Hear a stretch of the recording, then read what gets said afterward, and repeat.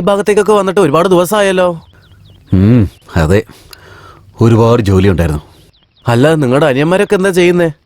ഒന്നാമത്തെ അനിയൻ ഗണേഷ്, അവൻ ഹോട്ടലിലാണ് ജോലി ചെയ്യുന്നത്. രണ്ടാമത്തവൻ ഷൺമുഖൻ, ഇപ്പൊ പോലീസ് ട്രെയിനിങ്ങിലാ. മൂന്നാമത്തവൻ സുബ്രഹ്മണ്യൻ, സിറ്റി കോളേജിൽ മെഡിക്കലിന് പഠിക്കുന്നു. കുറച്ച് വലുതായിട്ട് തയ്ക്കേ. അങ്ങനെ തന്നെ ചെയ്യുന്നേ. ഇതിനേക്കാളും വലുതായിട്ട് തുന്നിയാലേ ലൂസായിട്ട് വൃത്തികേടായിരിക്കും. സാരമില്ല, വളർന്ന പിള്ളേരല്ലേ, കുറച്ച് വലുതായിട്ട് തയ്ച്ചു. ശരി, നിങ്ങളുടെ ഇഷ്ടം.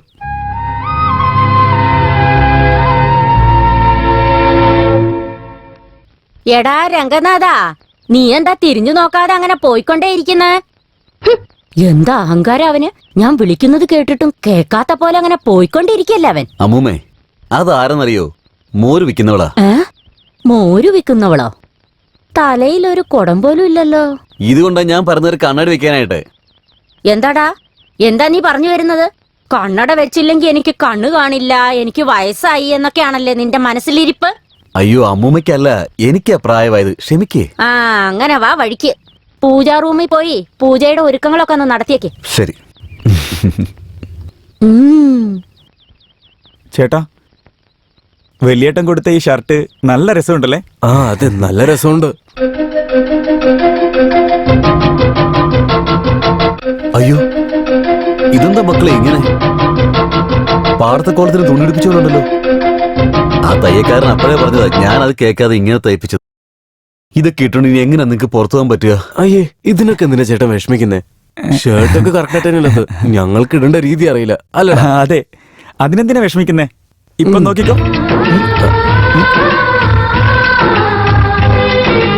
ചേട്ടാ, ഇപ്പൊ നോക്ക്, ഇതാണിപ്പോ ഫാഷൻ. ശരി, നിങ്ങൾ പോയി അമ്മൂമ്മയുടെ അടുത്ത് നിന്ന് അനുഗ്രഹം വാങ്ങിക്കും. അമ്മമ്മേ, എന്താ? ചേട്ടൻ തന്ന ഷർട്ട് എങ്ങനെയുണ്ട് നോക്കിയേ. അയ്യയ്യേ, ഇതെന്താ നിന്റെ ചേട്ടൻ നിങ്ങൾക്ക് ഇങ്ങനത്തെ ഷർട്ട് വാങ്ങി തന്നിരിക്കുന്നത്? വളരുന്ന കുട്ടികളല്ലേ നിങ്ങൾ, നിങ്ങൾക്ക് ഇത്തിരി വലിയ ഷർട്ട് എടുത്താ എന്താ? ഇപ്പൊ നോക്ക്, നന്നായി വരട്ടെ. കണ്ണട വെച്ചില്ലെങ്കിൽ എല്ലാം ചെറുതായിട്ടാ കാണുന്നത്, പക്ഷെ കണ്ണട വെച്ചാ വലുതായിട്ട് കാണാം. അങ്ങനെ ഞാനിപ്പോ ഈ കണ്ണട വെക്കുന്നില്ല. എടാ, ബാക്കി തരാനുള്ളത് വാങ്ങിച്ചിട്ട് കാപ്പി കൊടുത്തേക്ക്.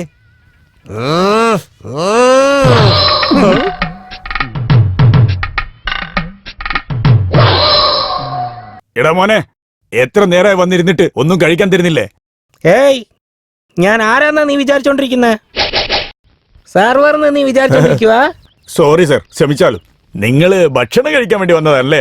ഇവിടെ ഇരിക്കും, ഇവിടെ ഇരിക്കും സർ, ഇവിടെ ഇരിക്കും. അടുത്ത് ഞാൻ വന്നിരുന്ന ഇവിടെ ആരാ ക്ലീൻ ചെയ്യുന്നത്?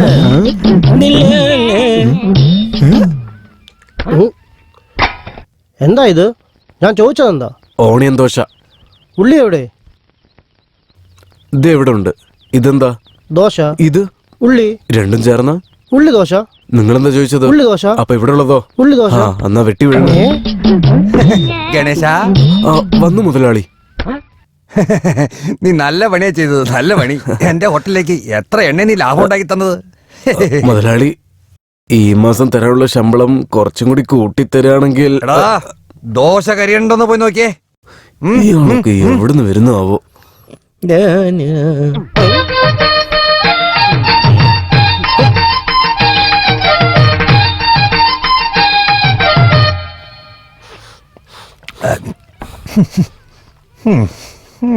എന്താ ഇത്? എലി ചൊത്ത നാറ്റം അടിക്കുന്നല്ലോ. നാട്ടം വരുന്നോ? ഇപ്പൊ ഇല്ല. ഇവിടെ നോക്കടോ, കാലിങ്ങനെ ആടി എങ്ങനെ കഴിക്കുന്നേ? ഞാൻ കാലാട്ടുന്നതിലും നീ ഭക്ഷണം കഴിക്കുന്നതിലും എന്താണ് ഒരു ബന്ധമുള്ളത്? ഞാൻ പറഞ്ഞത് തന്റെ കാലല്ലടോ. പിന്നെ ടേബിളിന്റെ കാലാടി എങ്ങനെയാടോ കഴിക്കുന്നേ? എടാ കുമരേശ, ആ കാലിന്റെ ഒരു കല്ലെടുത്ത് വെച്ചേടാ.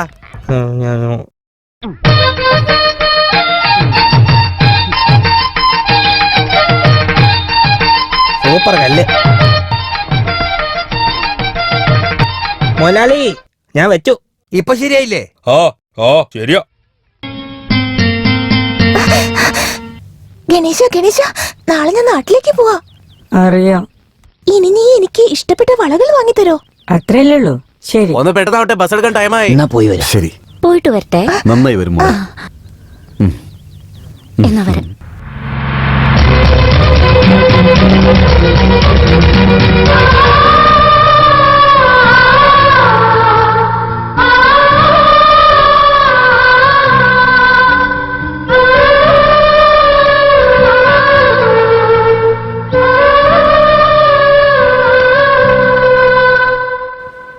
മുതലാളി വെങ്കായം മേടിക്കണ പൈസ തരാവോ?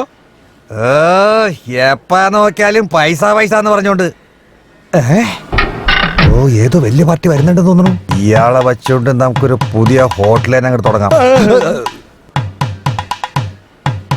തൊട്ടടുത്ത മണ്ഡപത്തിലെ എന്റെ അരിയത്തിയുടെ കല്യാണം. ഓഹോ. പാചകക്കാരെ പാചകം ചെയ്തോണ്ടിരിക്കുക. മുതലാളി വെങ്കായം മേടിക്കാൻ പൈസ. ഒന്ന് വെറുതെ ഇരിക്കടാ. എനിക്ക് മൈസൂർ പാർക്കും കേസരിയും വേണം. 500 പേർക്ക് ഉണ്ടാക്കി തരാനുള്ള ഓർഡർ എടുക്കോ? ക്യാ ബാത്തേ?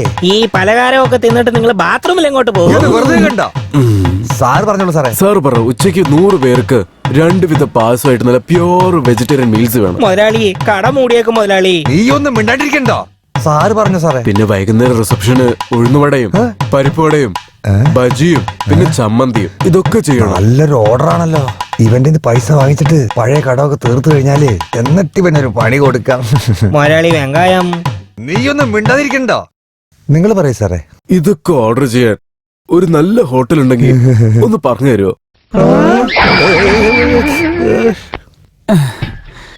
ചേട്ടാ, എന്റെ അടുത്ത് നല്ലൊരു ഐഡിയ ഉണ്ട്. ഇനി നമ്മൾ ഈ തുണി അലക്കുന്നതിന് രക്ഷപ്പെടാൻ വേണ്ടിട്ടേ തുണിയെ ഉടുക്കാൻ പാടില്ല. തുണി ഉടുക്കാതിരുന്ന അലക്കുകയും വേണ്ട ഉടുക്കുകയും വേണ്ട. എങ്ങനെയുണ്ട് ഐഡിയ? ഐഡിയ ഒക്കെ കൊള്ളാം, പക്ഷെ വീട് കെട്ടാൻ കല്ലിടിക്കില്ലേ? അപ്പൊ എന്ത് ചെയ്യും? നല്ല വീടങ്ങ് ഉണ്ടാക്കി കൊടുക്കാം. ചേട്ടാ നമസ്കാരം. അയ്യോ, ഇതുപോലെ തുണിയൊക്കെ അലക്കി ടൈം വേസ്റ്റ് ചെയ്യുന്നതിന് പകരം ടൗണില് ഒരു മിഷ്യൻ വന്നിട്ടുണ്ടെന്ന്. അത് മേടിച്ച് വീട്ടിലോട്ട് എടുത്തോണ്ട് വന്നെങ്കിൽ പഴയ തുണിയൊക്കെ എടുത്ത് അതിൽ വിട്ട് മൂടി വെച്ചാ മതി. നമ്മളെ കുളിക്കാൻ വെച്ച് നേരെ നിർത്തി വെച്ച് ഉണക്കി അലക്കി അയൺ ചെയ്ത് തരും. പിന്നെ അങ്ങോട്ട് പോയാ മതി. അതിന്റെ പേരെന്നാന്ന് വെച്ചാ ഗ്രൈൻഡർ. അതൊക്കെ ഓക്കെ. ഈ മാവരക്കാൻ വേണ്ടി ഒരു മിഷ്യൻ വന്നിട്ടുണ്ടല്ലോ, അതിന്റെ പേരെന്ന് പറഞ്ഞേ. പൊട്ടൻ. അതിന്റെ പേര് അറിയില്ലേ? അതിന്റെ പേര് എന്നാന്ന് അറിയാവോ? ജനറേറ്റർ. Sir post.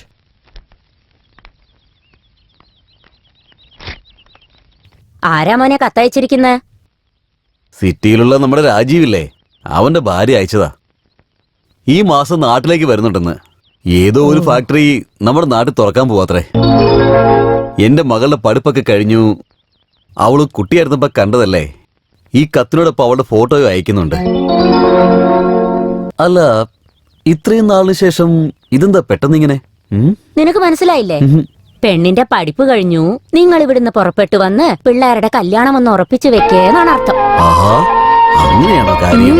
ശരി, ഒരു നല്ല ദിവസം നോക്കി ഞാൻ അവനെ അവിടെ പോയെന്ന് കണ്ടിട്ട് വരാം. ആ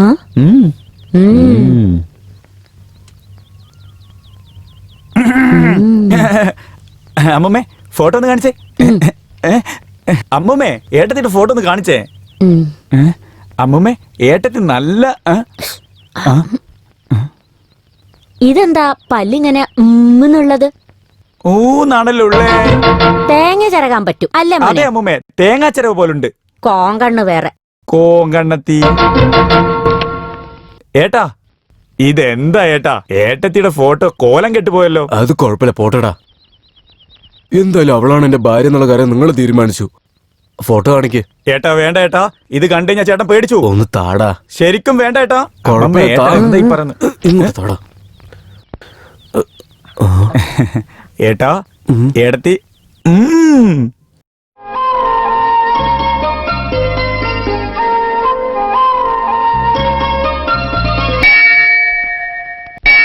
എന്റെ അനിയന്റെ കല്യാണക്കാരെ സംസാരിക്കാനായി പട്ടണത്തിലേക്ക് പോവാണ്. ഒരു പുതിയ ബന്ധം കൂടി ഞങ്ങളുടെ കുടുംബത്തിൽ വന്നു ചേരാൻ പോവാ. വരാൻ പോകുന്ന മഹാലക്ഷ്മി ഞങ്ങളുടെ കുടുംബത്തെ നല്ലപോലെ നോക്കണം.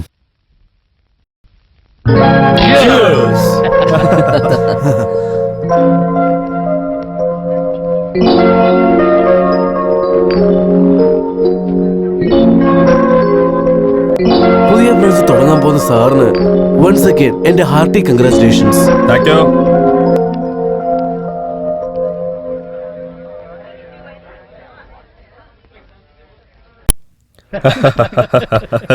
രാജീവ എങ്ങനെയുണ്ടാ നിനക്ക് സുഖമാണോ?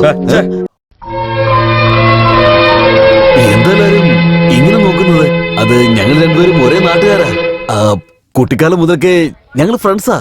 പറയട രാജീവേ, നീ അവിടെ പറഞ്ഞു കൊടുക്ക്. Excuse me, please. What? Country bro.